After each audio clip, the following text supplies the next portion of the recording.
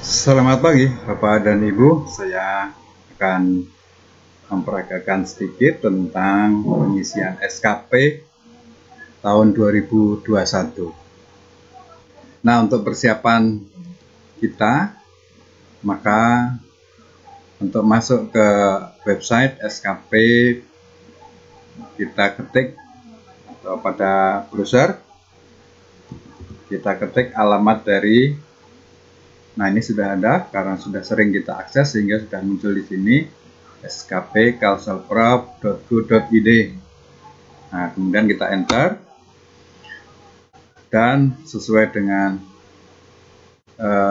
kecepatan akses internet kita masing-masing, mungkin ini akan segera muncul halaman depan dari SKP Online Kalimantan Selatan. Dan jangan lupa selalu pasti akan ada di sini username dan password kita. Nah, ini Bapak dan Ibu, supaya dicatat ini supaya tidak lupa, itu username dan passwordnya itu kita catat di tempat tersendiri catatan. Tetapi secara otomatis sebetulnya browser itu memungkinkan kita menyimpan password, username dan password untuk website ini. Nah, selanjutnya sebelum kita masuk ke SKP, saya akan mengingatkan atau kita sama-sama mengingat apa yang harus kita tuliskan di dalam SKP itu nanti berhubungan dengan peraturan perundangan dan mungkin angka kredit bagi kita yang ada di fungsional. Nah, untuk itu kita perlu melihat kepada peraturan tersebut sehingga kita bisa mengisikan nanti berapa atau apa kegiatan tugas jabatan kita dengan benar sesuai dengan golongan maupun kepangkatan. Baik, kita bisa langsung kita login dulu di sini ya, kita login sehingga kita akan dibawa masuk ke aplikasi SKP Online. Kita tunggu sampai nanti muncul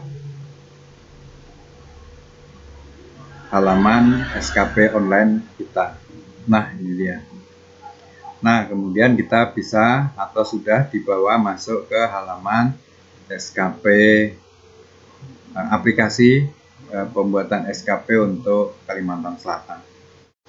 Di sebelah kiri ini adalah informasi untuk kita, tautan-tautan apa yang ada di kita sebagai ASN. Ada dashboard yang sekarang ini kelihatan. Ini adalah dashboard, ini nampak di sini. Kemudian nanti kita bisa masuk ke data pegawai, kemudian juga selanjutnya adalah di SKP dan perilaku kerja. Di sini ada 3 item. Kemudian di penilaian ini juga ada beberapa 3 item. Kemudian di sebelah kiri juga ada laporan. Ini ada 2 item. Dan tautan yang paling bawah di sini adalah untuk keluar atau mengakhiri dari halaman ini. Nah, seperti tadi saya sampaikan bahwa untuk mengisi SKP ini kita tidak bisa sembarang ketik, sehingga supaya kita lebih siap maka kita perlu cek and recheck sesuai dengan tugas jabatan kita dan kepangkatan kita. Nah, kebetulan sekarang atau saya akan mengisi untuk SKP pengawas sekolah. Nah, oleh karena itu saya harus melihat kepada peraturan perundangan yang mengatur tentang tugas jabatan pengawas sekolah dan angka kreditnya. Nah, yang terakhir, tugas jabatan pengawas sekolah dan angka kreditnya itu sudah tercantum di dalam Peraturan Menteri Pendayagunaan Aparatur Negara dan Reformasi Birokrasi Nomor 14 Tahun 2016, yaitu tentang perubahan atas Peraturan Menteri Pendayagunaan Aparatur Negara dan Reformasi Birokrasi Nomor 21 Tahun 2010 tentang jabatan fungsional pengawas sekolah dan angka kreditnya. Nah, di dalam peraturan menteri ini, tugas jabatan pengawas sekolah itu sudah dirincikan sesuai dengan tugas jabatannya. Nah, kita akan melihat dulu ke bagian bawah, yaitu tentang atau bagian lampiran. Kita lihat. Nah, di bagian lampiran ini sudah lampiran 1 ini rincian kegiatan pengawas sekolah dan angka kreditnya. Nah, ini bagi pengawas sekolah yang melakukan pendidikan, itu nanti item kegiatannya ada di sini dan angka kreditnya. Khususnya nanti dalam hal perhitungan kalau mau mengajukan DUPAK. Kemudian untuk tugas pengawasan akademik dan manajerial. Nah, di bagian 2 ini ya, kita wajib nanti harus diinputkan, harus dimasukkan. Nah, ini pengawasan akademik dan manajerial. Nah, rincian kegiatannya atau tugasnya adalah penyusunan program program pengawasan untuk pengawas muda, madya, utama. Nah, setiap program itu angka kreditnya 0,9. Nah, karena saya termasuk pada madya, maka saya harus mengambil di 0,9 untuk kegiatan menyusun program pengawasan. Nah, kemudian untuk melaksanakan pembinaan guru dan atau kepala sekolah, ini saya mengambil atau angka kreditnya adalah 6. Kemudian memantau pelaksanaan 8 standar nasional, itu angka kreditnya 9. Dan seterusnya, kegiatan-kegiatan yang wajib bagi kita, yang pengawas sekolah pada jenjang madya, yaitu melaksanakan penilaian kinerja guru dan atau kepala sekolah, angka kreditnya 6. Kemudian melaksanakan evaluasi hasil pelaksanaan program pengawasan pada sekolah binaan, angka kreditnya 4,5. Kemudian untuk mengevaluasi hasil pelaksanaan program di tingkat kabupaten atau kota, nah ini hanya diperuntukkan bagi pengawas utama, sehingga bagi saya yang hanya ada di madya, maka saya tidak mengambil. Selanjutnya, untuk kegiatan menyusun program pembimbingan dan pelatihan profesional guru dan atau kepala sekolah di GMP, MKKS, dan sejenisnya. Nah, ini angka kreditnya untuk menyusun programnya 0,45, kemudian melaksanakannya, ini angka kreditnya 9. Selanjutnya, kegiatan berikutnya yang wajib kita ambil adalah melaksanakan bimbingan dan pelatihan kepala sekolah dalam menyusun program sekolah, rencana kerja, pengawasan dan evaluasi kepemimpinan sekolah dan sistem informasi manajemen. Nah, untuk pengawas madya itu angka kreditnya 0,75. Kemudian mengevaluasi hasil pembimbingan dan pelatihan profesional guru dan atau kepala sekolah. Nah, nanti angka kreditnya 0,9 untuk setiap laporannya. Kemudian untuk membimbing pengawas sekolah muda madya dalam melakukan tugas pokok. Nah, ini untuk kebetulan untuk saya tidak ada tugas membimbing pengawas sekolah muda. Jadi ini kita tidak ambil. Kemudian melaksanakan pembimbingan dan pelaksanaan profesional guru dan guru dalam pelaksanaan penelitian tindakan. Nah, ini hanya untuk pengawas utama saja. Jadi hanya Bapak Ibu yang berada di jenjang utama itu yang bisa memasukkan butir kegiatan ini. Kemudian melaksanakan tugas kepengawasan di daerah terpencil atau terbelakang dan ya daerah perbatasan, daerah yang mengalami bencana dan seterusnya. Nah, ini mungkin ada di beberapa daerah, tetapi kebetulan untuk di wilayah saya itu tidak ada, sehingga ini tidak kita ambil. Dan selanjutnya di peraturan ini di bagian ketiga adalah tentang pengembangan profesi. Nah, ini juga kegiatan yang mungkin wajib bagi rekan-rekan atau Bapak Ibu yang akan melaksanakan pengembangan profesinya. Nah, ini yang pasti dari peraturan ini kita sudah mengetahui apa-apa kegiatan yang harus kita laksanakan sesuai dengan tugas jabatan sebagai pengawas sekolah. Bagi Bapak Ibu yang tugas jabatannya adalah sebagai kepala sekolah, tentu ada peraturan tersendiri menyangkut rincian tugas jabatannya.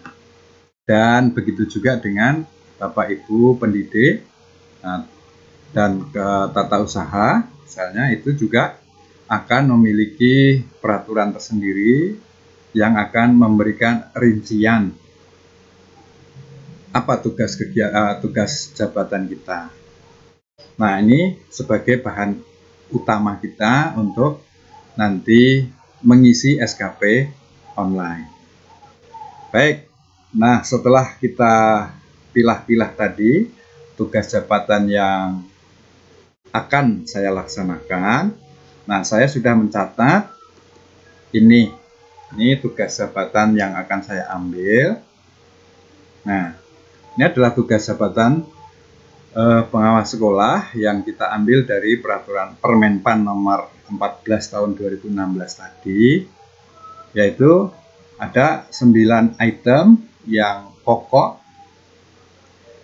yang wajib harus kita laksanakan. Nah, oleh karena itu ini yang kita ambil. Nah, kemudian untuk pengembangan profesi, nah ini khusus pada kalau rekan-rekan yang akan melaksanakan pengembangan profesi, tentunya nanti perlu ditambahkan di sini. Pengembangan profesi yang mana yang akan dilaksanakan? Apakah menulis buku, apakah membuat satu jurnal atau membuat karya ilmiah yang lain, itu nanti perlu dimasukkan di sini. Khususnya adalah untuk yang kegiatan utama ya, yang memerlukan dia tercantum di dalam SKP.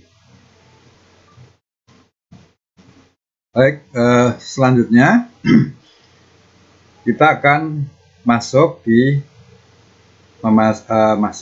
tentang aplikasi. Nah, itu kita akan perlihatkan tentang aplikasinya tadi. Kita kembali ke sini di aplikasi.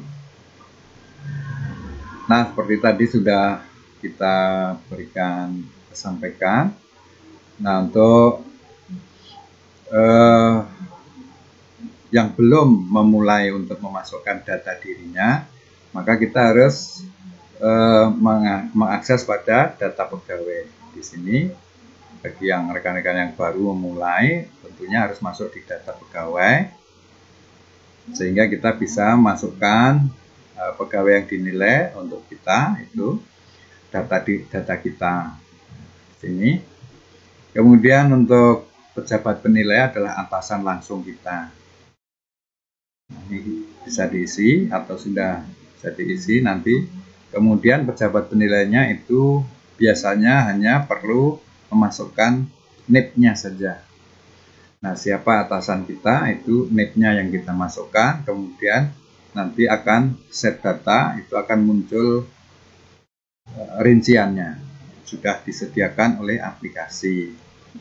Begitu juga dengan atasan pejabat penilai, kita masukkan NIP-nya, nanti sudah akan muncul rinciannya.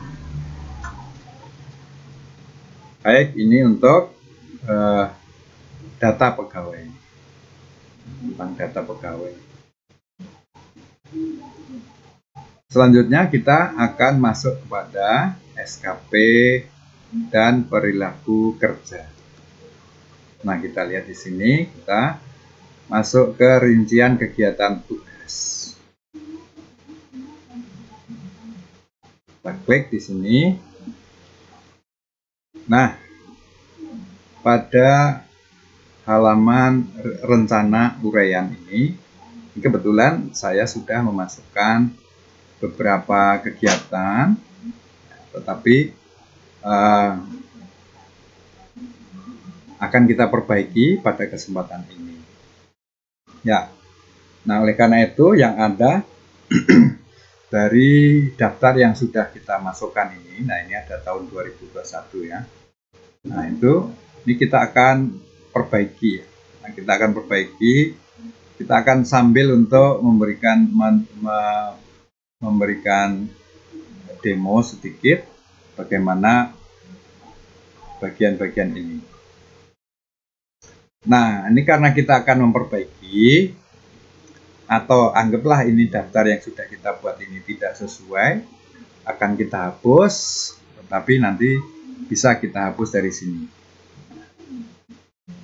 Nah, dari sini, sebelum kita hapus, kita pakai untuk belajar dulu.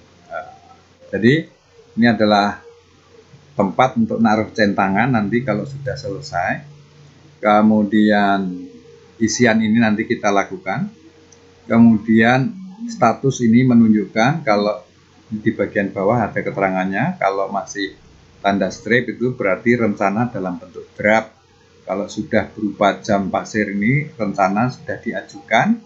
Kalau sudah tercentang berarti rencana disetujui. Kalau merah berarti rencana ditolak. Nah, ini sudah ada tanda centangnya. Nah, ini tahun 2020. Artinya kegiatan ini sudah disetujui pada tahun 2020 yang lalu. Di SKP tahun yang lalu ya. Nah, kemudian di sini ada detail. Detail ini akan menunjukkan item yang kita masukkan ini detail isiannya seperti apa. Ini bisa kita lihat dari sini ya. Kita klik di detail, ini maka akan dimunculkan apa detail dari kegiatan yang sudah kita masukkan tadi. Nah, ini melaksanakan bimbingan dan pelatihan ini periode tahun 2021, angka 9, kuantitasnya 1, outputnya laporan, kualitasnya target kualitasnya 100, waktunya 2 bulan, biayanya 0. Nah, itu rincian detailnya ya, detail uraian tugas. Kita kembali. Nah, seperti ini. Oke. Kemudian bagaimana seandainya ingin mengubah dari atau mengedit data yang sudah terlanjur masuk tetapi dirasakan masih ada kesalahannya. Nah, ini kita klik di tanda pensil ya, tanda pensil. Kita klik, maka akan muncul uraian tadi dalam bentuk form untuk diedit. Nah, ini misalnya kita bisa mengubah di sini. Misalnya apa yang mau diubah kalau belum benar. Kalau tahun ini sudah ada pilihannya ya, untuk tahun 2021. Kemudian bunyinya di sini mungkin bisa kita perbaiki penulisannya, misalnya perbaiki penulisannya dan sebagainya jika diperlukan. Angka kreditnya, target kuantitasnya berapa, kemudian laporannya output, satuan outputnya apa. Nah, ini sudah ada tadi di Permenpan nomor 14 tadi.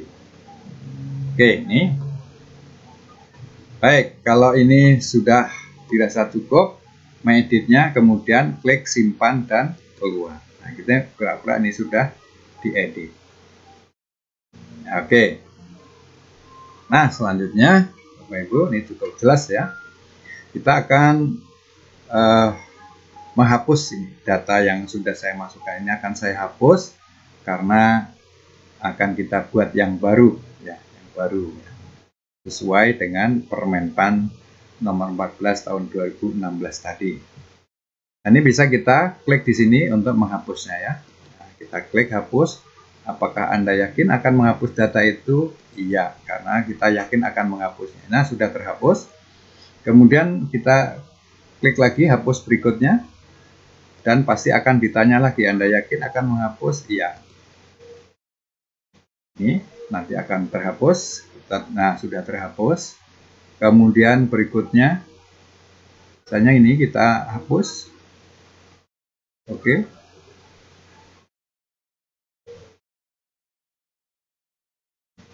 Ya. Kemudian sekali lagi coba kita hapus ini, melaksanakan penilaian kinerja guru ya. Ini akan saya hapus. Ya, klik. Anda yakin akan menghapus? Ya. Melakukan penilaian kinerja guru saat kemudian sudah terhapus. Ya, oke. Nah, di sini sudah ada 3 contoh ya, 3 contoh yang sudah menghapus tadi ya. Nah, baik.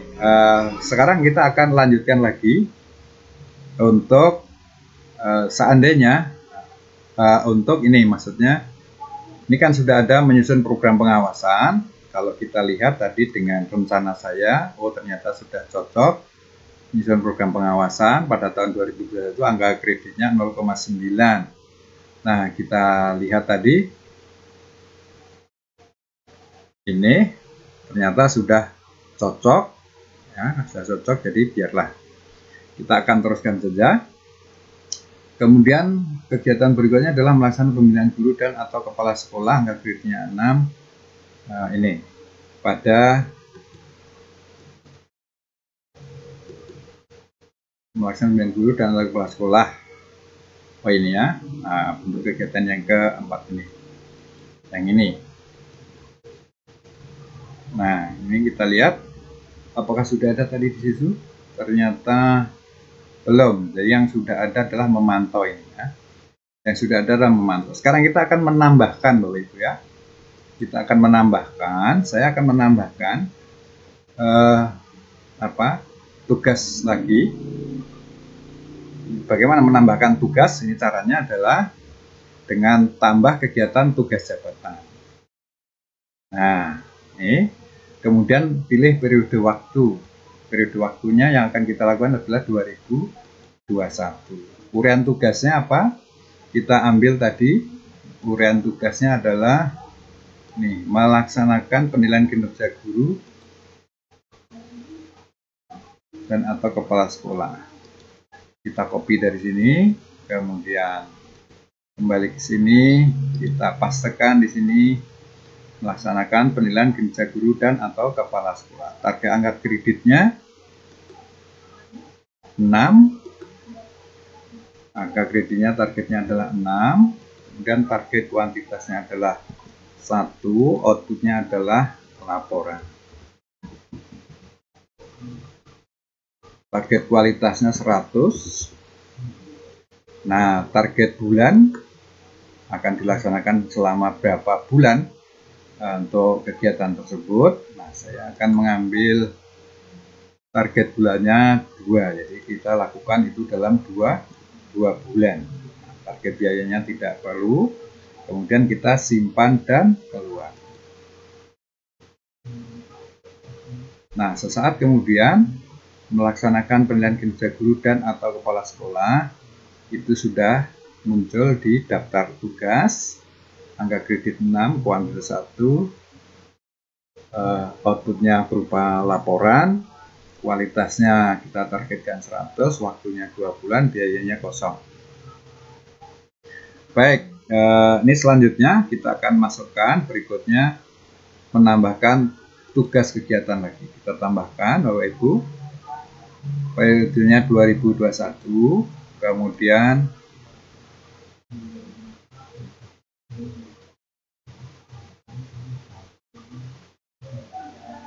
uraian tugasnya adalah sambil melaksanakan evaluasi. Nah, ini kita copy 4,5 ini ya, kita copy, kita masukkan nanti di sini. Target angka kreditnya tadi 4,5. Kemudian target kualitasnya kuantitasnya 1. Kemudian output berupa laporan. Kemudian target kualitasnya 100.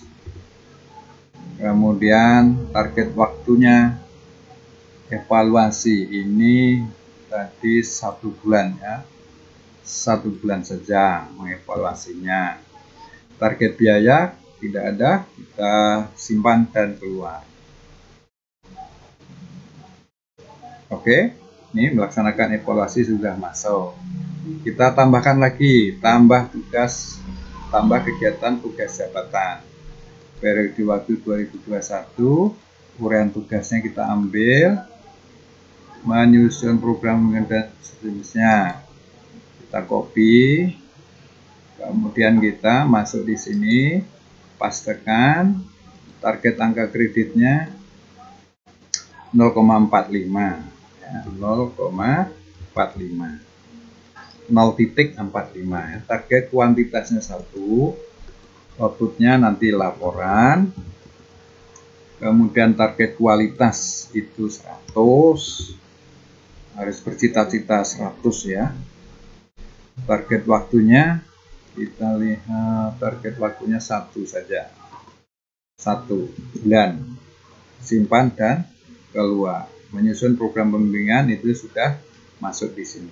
Kita tambahkan lagi, tambah kegiatan tugas jabatan yang harus kita masukkan, yaitu melaksanakan pembimbingan. Nah, ini copy, kemudian pindah di sini, pilih periode waktunya, kemudian pastekan, target angka kreditnya 9.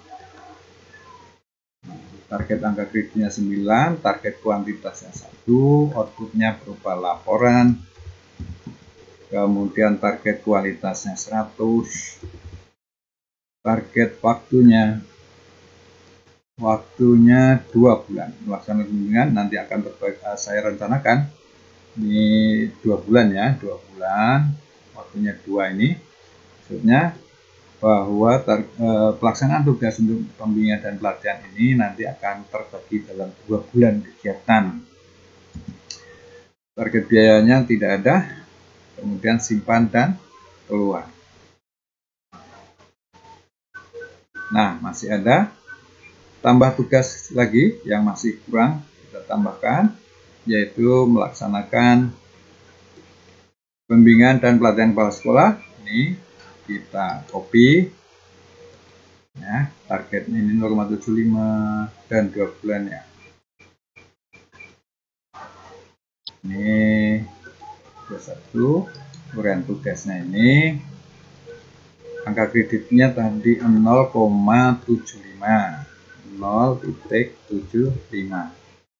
Target kuantitasnya 1, outputnya laporan, kemudian target kualitasnya 100, target waktu tadi saya 2 bulan ya. Jadi pembimbingan dan pelatihan kepala sekolah itu juga akan dilaksanakan dalam 2 bulan kegiatan. Nah, kita simpan dan keluar. Dan masih ada tersisa 1 lagi untuk tugas tambahan kita, tugas jabatan kita, yaitu mengevaluasi pembimbingan dan pelatihan. Copy, angka kreditnya 0,9. Nah, kita pilih periode waktu 2021, kemudian ini kita paste di sini, angka kreditnya 0,9, target kuantitasnya 1, outputnya laporan, kemudian target kualitasnya 100, target waktunya dalam 2 bulan. 2 bulan kegiatan, simpan dan keluar. Nah, dengan demikian kita sudah mengisi ada 9 kegiatan ya, 1, 2, 3, 4, 5, 6, 7, 8, 9. Nah, bagi saya itu saya hanya cukup mengisi. Saya akan merencanakan kegiatannya itu adalah 9 kegiatan dalam tugas jabatan saya, dan tadi sudah kita masukkan, ada yang dalam 1 bulan, ada yang 2 bulan, namun juga ada yang mau saya laksanakan dalam 8 bulan. Kenapa saya hanya mau melaksanakan 8 bulan? Karena 8 bulan kemudian saya akan mengajukan off. Artinya saya mau selesai ya. selesai, sehingga saya hanya menulis sampai angka 8. Bagi Bapak Ibu yang masih melaksanakan dalam waktu yang penuh sampai 12 bulan, nah kemungkinan besar ada kegiatan-kegiatan yang pelaksanaannya selama 12 bulan ya, atau mungkin 10 bulan dan seterusnya. Itu diatur sesuai dengan yang sudah kita miliki. Nah, kalau ini sudah selesai, maka ini siap untuk diajukan. Ya, siap diajukan, kita centang semuanya yang baru tadi kita tulis tadi, kita centang, kemudian kita ajukan. Nah, di sini kita klik untuk pengajuan. Ini sebetulnya adalah tombol pengajuan untuk rencana kegiatan tadi. Ini kita klik di sini, kita pengajuan. Anda mengajukan rencana kegiatan sejumlah 9. Ya, saya sudah rencanakan untuk 9 kegiatan. Nah, ini sudah cukup untuk saya. Nah, untuk Bapak Ibu tentu harus cek kembali apakah hanya 9 itu yang akan diajukan. Karena itu akan berdampak pada jenis kegiatan yang disetujui dan yang masih akan menggunakannya untuk persyaratan kenaikan pangkat, maka itu perlu diperhitungkan kembali atau dicek kembali, betulkah sudah hanya 9 itu. Mungkin ada Bapak dan Ibu yang masih mungkin perlu menambahkan lagi, terutama adalah yang kegiatan utama ya, kegiatan utama yang harus tercantum di dalam SKP. Kalau kegiatan penunjang itu tidak ada di SKP tidak apa-apa. Kegiatan penunjang, kalau yang kegiatan utama itu seyogianya berada dalam SKP. Saya akan jawab dengan oke, 9 saja saya ajukan. Nah, ini proses pengajuan sudah dilakukan dan status saya sekarang sudah berubah menjadi tanda jam pasir ini ya. Nah, ini tanda jam pasir, itu berarti saya sudah sesuai dengan ini, rencana sudah diajukan. Kalau sudah diajukan, kalau sudah berstatus seperti ini, maka kita tidak bisa lagi mengedit ya. Tombol editnya sudah tidak ada, hanya bisa dilihat detailnya saja. Hanya bisa dilihat detailnya saja. Nah, ini Bapak dan Ibu, saya sudah mencoba untuk memasukkan sasaran kerja yang akan kita lakukan pada tahun 2021 yang akan datang. Nah, ini kita akan menunggu bagaimana hasil dari yang kita ajukan ini, apakah nanti disetujui. Kalau sudah disetujui, tentunya nanti statusnya akan berubah menjadi tanda centang. Nah, ini akan menjadi tanda centang.